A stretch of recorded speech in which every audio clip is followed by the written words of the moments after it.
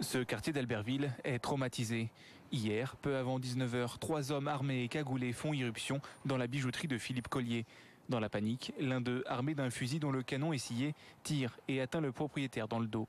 Quelques heures plus tard, l'homme décède de ses blessures. Tout le monde est sous le choc et sous l'émotion, étant donné que la famille et Philippe Collier lui-même étaient très impliqués dans la vie locale. On se dit ils sont capables de tout, quoi. Donc on se dit on peut être les prochains sur la liste, quoi.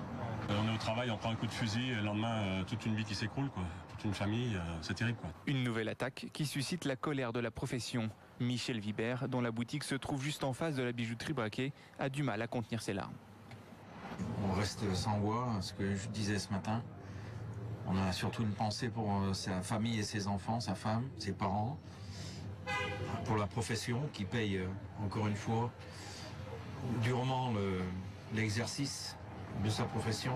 Il y a un mois, Philippe Collier avait déjà été agressé dans une autre boutique. Les conditions de sécurité des joailliers sont ainsi au cœur du problème. Le ministre de l'Intérieur, Manuel Valls, s'est rendu sur place pour aborder la question. Et puis un bijoutier de la région de Rouen a été pris en otage à son domicile par des malfaiteurs. Il a été contraint d'aller à son magasin. Les malfaiteurs ont pris des bijoux puis sont repartis avec la victime à son domicile. Ils l'ont ligoté ainsi que son épouse avant de prendre la fuite. On parle à présent de ce rebondissement dans le procès de l'école en bateau. Après avoir nié les faits pendant 18 ans, le fondateur de l'école, Léonid Kamenev, a fait ses premiers aveux. Il est soupçonné d'avoir violé pendant près de 30 ans plusieurs enfants.